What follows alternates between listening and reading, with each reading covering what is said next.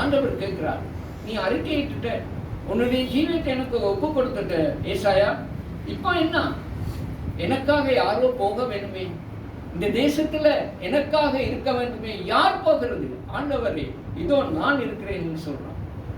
அதுதான் வெளிநோக்கிய தரிசனம்.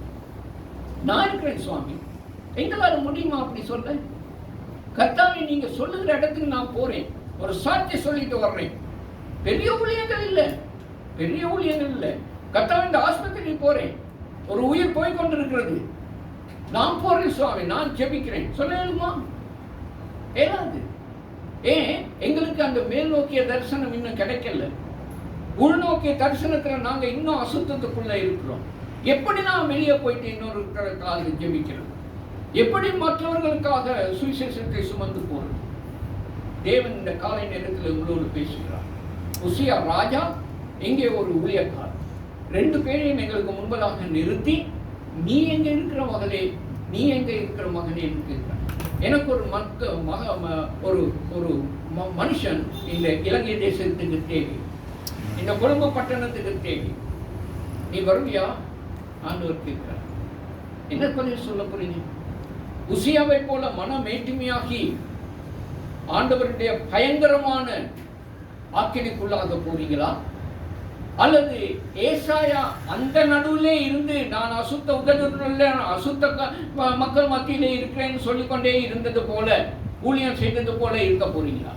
கர்த்தரை சந்திக்கும் பொழுது அப்பொழுது தான் அவனுடைய மேல் நோக்கிய தரிசனம் அவனை மாற்றினது. உள்நோக்கி அவன் பார்க்கிறான், நான் முதல்ல இருந்தோன்னு சுவாமி, இதோ நான், என்னை நீங்க டச் பண்ணிட்டீங்கன்னா அதுக்கு பிறகு எனக்குள்ள நீங்க வந்து அமர்ந்து இருக்க முடியும். சும்மா பரிசுத்த ஆவின்னு சொல்லிட்டு சத்தம் போடக்கூடாது.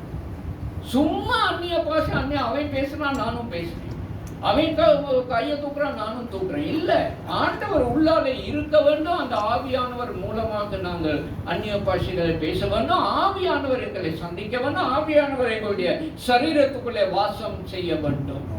வாசம் செய்தாலே ஒழிய நாங்கள் கிறிஸ்துவனுடையவர்கள் அல்ல. அருமையான தேவனுடைய பிள்ளைகளை, இந்த காலை நேரத்திலே கர்த்தர் உங்களை சந்திக்கிறார். நாங்கள் ஜெபிக்க போவதற்கு நான் இந்த நேரத்தை கொடுக்கிறேன். இந்த ஜெப வேளையில தயவு செய்து உங்களை தாழ்த்தி ஆண்டவருடைய சமூகத்தில் நான் ஒப்பு கொடுக்கிறேன் சுவாமி, ஒப்பு கொடுக்கிறேன்.